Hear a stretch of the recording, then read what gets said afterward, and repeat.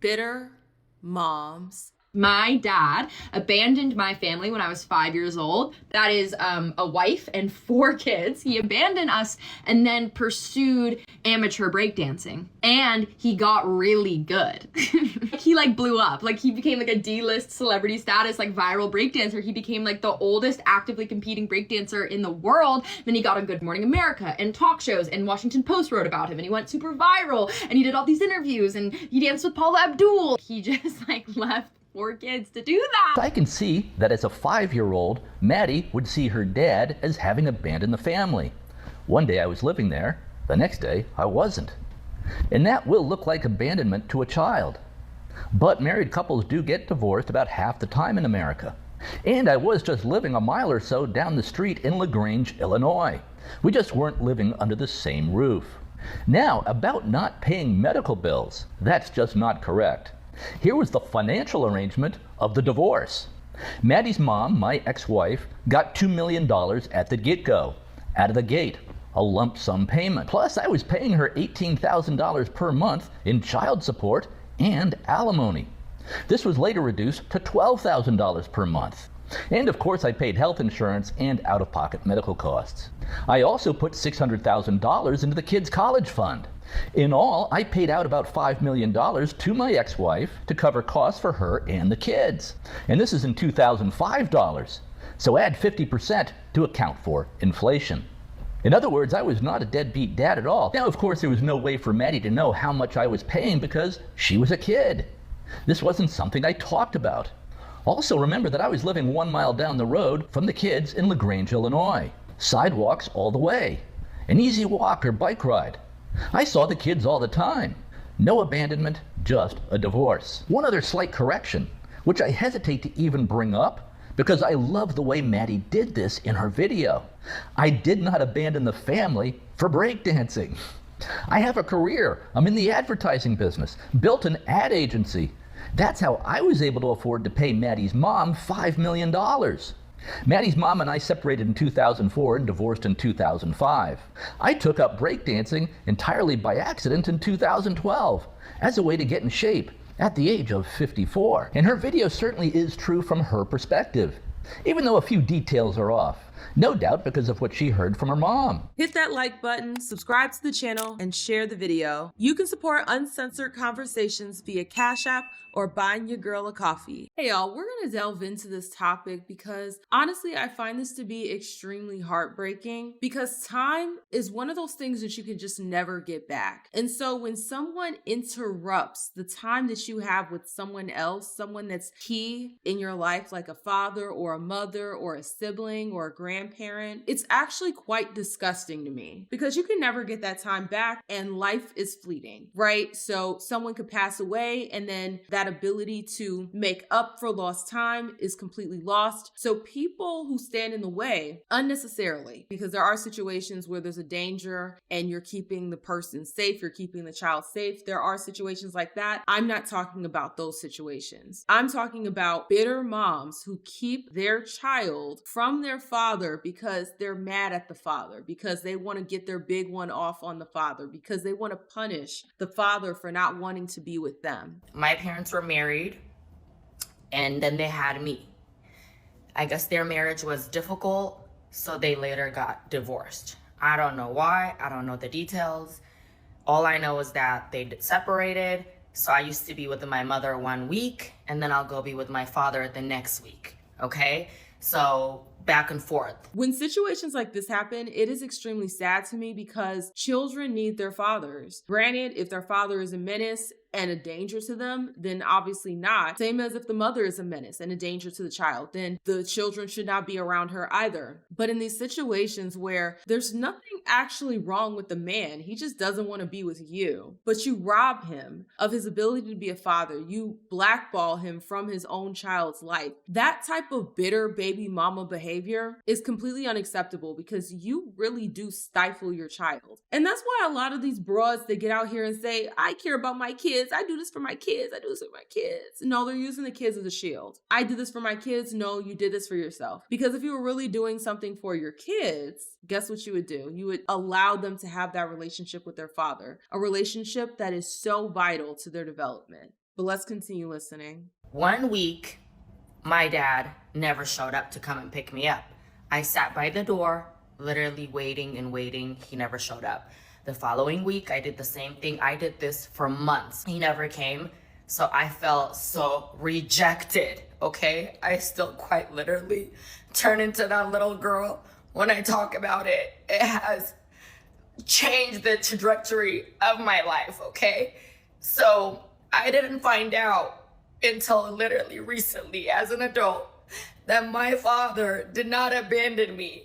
My mother cut him off because she was afraid that he was gonna take me from her.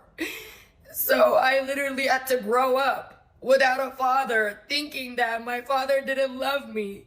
So I would go on dating these men who were amazing to me. I've had wonderful relationships, and I would literally feel like the love was never enough because my father didn't love me. How could another man love me? My heart truly goes out to this woman because you can clearly see that this has affected her and continues to affect her so deeply, feeling as though her father abandoned her. I don't think these selfish broads realize how damaging that is, to make your child feel as though their father didn't want them. That level of rejection is so hard to stomach because think about it like this. You're telling your child that even though you came from your father, even though you are his seed, even though you look like your father, you have this from your father, even though you have all of these things that connect you to your father, he does not want you. That is what you are telling these young women, and you wonder why they grow up and have the issues that they do. You wonder why they grow up with this void that can't be filled or feels like it can't be filled. And it's all for your own personal gain. So a lot of these broads don't actually care about their children because they put their own selfish needs before the well-being of their child. Look, if me and Justin were to split, and as long as there wasn't anything dangerous that I needed to protect my children from, I don't care if this man cheated on me, but if he was a good father, if he did not harm our babies, there would be no reason for me to keep him from our children. I would not rob our children of being with their father because he didn't want to be with me. That is selfish. I would want to make sure that their relationship stays intact. Why? Because my own personal feelings, my own personal pride, my ego is not nearly as important as the psyche of my children. Telling your children that their father abandoned them when that's not what happened is such a sick and twisted thing to do, and only an evil individual would ever fix their mouth to do that. Someone so selfish. Yeah, he's abandoned you. Yeah, he doesn't want you. Why would you say that to a child? Why would you create an environment for a child to believe that, especially if it's not true? Just creating trauma so that you feel better, so that you don't have to deal with him. Just selfish. A lot of these broads are selfish, and they really shouldn't be parents. I'm sorry, they really should not be parents in the first place, because if you're not willing to put your child's needs above your own, then you are not fit to be a parent, because that child is defenseless. You brought them here. It is your responsibility to care for them. It is your responsibility to give them the best chances possible. Honestly, this whole thing just sounds so heartbreaking to me, and I hope that this does not end with her father having passed away and her not being able to recoup that time, or at least try. I truly do hope that that is not what happened. Let's see what else she chooses to share with us. So it just fucked me up, okay? Like, for good. So this is why I chose the man that I chose to have a baby with. Like, everything truly makes sense.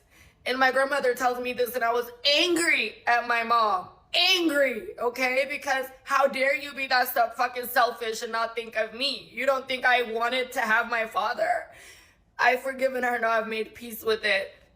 But that's why I feel so strongly about cutting parents or cutting the other person off. You don't get to fucking do that. You don't. Okay? The fact that these broads feel like they can choose for their daughters, they're going to choose that you're not going to have your father. They're going to choose for you to grow up with trauma and dysfunction. It's so sick to me. It's about having that control. It's like these women, they just can't give up the whole idea of being in control at all times. And then they wonder why the kids don't want to talk to them. And see, look, she was able to forgive her mother. A lot of women would not. I personally, if my mother did this to me, I don't know if I would be able to forgive her. You'll end up cut off the way you told me that my father cut me off. That's the exact way I would cut you off. Because that's crazy as hell. The fact that you would put your own selfish desire over me having a father, growing up with my father, having that relationship. You do not get to determine the relationship that the child has with the other parent. That is not up for you. Unless that parent is a danger to that child, you do not get to define that relationship. And I find it so sick when parents go out of their way to destroy or trash the other parent, especially online. I hate to see that. If the parent is a POS, let the child figure that out for themselves. You don't get to paint that narrative for them. Let them figure that out for themselves. And all you need to do is worry about your relationship with them, not trying to force them to have the same outlook on the daddy or the mommy that you have, because it is not your decision to rob them of that parent. Because like I said, it scarred me. And now my father is dead, and it haunts me for the rest of my life. Because I literally grew up thinking he didn't want me. That wasn't the case. He was coming. They were returning him. And I was sitting there by that door, waiting and waiting and waiting and waiting, and he never showed up. And I hope this brings me some type of closure, because it literally eats at me all the time, still to this day. Y'all, I didn't watch this before cutting on the camera, so I didn't know that that was the ending, but that was literally the ending that I did not want for this story. Like, I was sitting here hoping. I was hoping that at the end of this, there would be tears of joy because she was able to reconnect with her father. I was hoping that the ending was, now we get to make up for lost time. Unfortunately, that's not the case. And see, this is what I'm talking about. How dare you rob her of that time with her father, because now she can't even try to make up that time because he's passed away. That is such an evil thing to do to somebody. That is so disgusting. People who do that are these literal scum of the earth. They absolutely are, because how dare you take that from her? To see the pain in her eyes, to hear the pain in her voice. I'm trying to find the words to fully express how disgusted I am. I hope that she's getting the therapy that she needs to really unpack and work through this.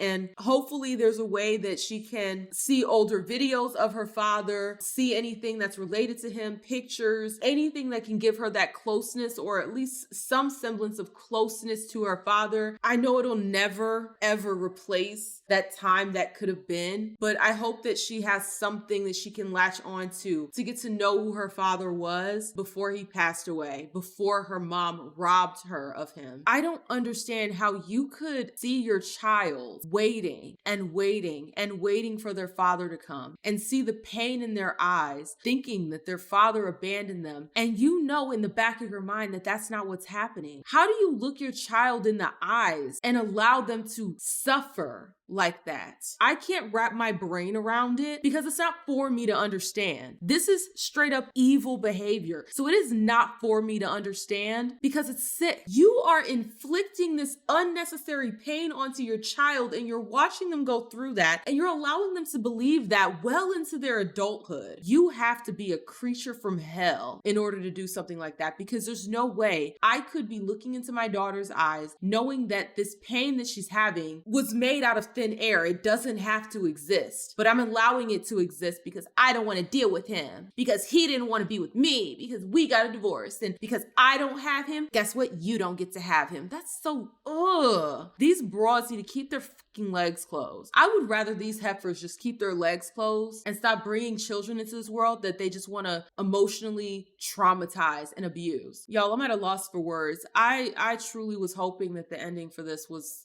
a much happier one. I truly do hate that it ended up being the worst possible case scenario. But y'all, I am curious to hear you guys' thoughts down below. How do you feel about this video? Do you agree with me where it's like parents who do this, grandparents who do this, people who do this in general, who rob you of time, precious time that you could have with a loved one because of their own personal selfish needs? Not even needs, their own personal selfish desires, are the most disgusting people on the planet outside of PDF files and grade rapists and murderers, they're just as disgusting? Or do you disagree with me where it's like, no, if he didn't want to be with the mom, then he doesn't get to be with the child? If so, don't click my videos no more. If you're one of those people that agree with it, just block me. Okay, please block me. I don't want you anywhere near my videos. You're disgusting. And you're part of the reason why the earth sucks. This floating rock that is, well, Justin told me it's falling. It's a falling rock. It's falling towards the void. But it's a floating rock in my opinion because it's falling so slowly. We're living on this magnificent floating rock and y'all are creating problems for no reason. Absolutely sickening to me. But y'all, I am curious to hear you guys' thoughts down below. If you like the video, like the video. The more you interact with it, the more it gets pushed out to the algorithm. Also, hype the video if that function is available. If you're feeling a little extra generous, the link is in the description to buy your girl a coffee. My heart goes out to this lady and I truly do hope that she finds peace with this. Until next time, deuces.